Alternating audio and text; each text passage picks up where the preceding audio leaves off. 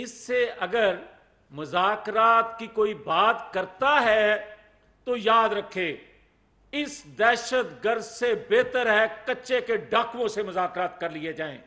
یہ ان سے بڑا دہشت گرد ہے.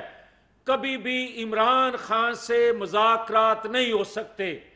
ہاں مذاکرات ہو سکتے ہیں پی ٹی آئی کے ان گروپ سے، وہ پرویز خٹک کا گروپ ہو یا شاہ محمود قریشی کا گروپ ہو، ان سے مذاکرات ہو سکتے ہیں، مگر پی ٹی آئی کا وہ گروپ جس کو عمران خان لیڈ کرتا ہے ان سے مذاکرات نہیں ہو سکتے.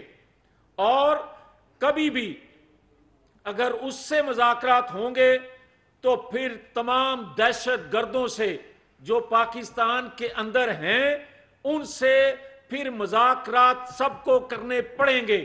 وہ 4 سالوں میں جو دہشت گردی ہوتی آئی پاکستان میں، ان کو جو مذاکرات کے ذریعے آپ نے چھوڑا، ان سے پھر مذاکرات ہو سکتے ہیں. تو کچے کے ڈاکو ان سے زیادہ بڑے دہشت گرد نہیں ہیں.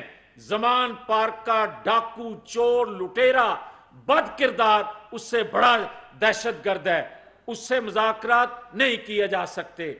تم دیکھیں یہ ہر پاکستانی کی خواہش ہے، ہر پاکستانی کی ڈیمانڈ ہے، اور مسلم لیگ سے میجورٹی جو ہے وہ اس موقف کی حامی ہے کہ کسی طور پر بھی جو 2017 کے ڈبونے والے پاکستان کو جو مرکزی کردار ہے اس سے مذاکرات نہیں ہو سکتے. اور اگر کوئی مجبور کرتا ہے تو پھر اس سے تو بہت بہتر ہے ثاقب نثار اور جنرل فیض سے مذاکرات کر لیے جائیں.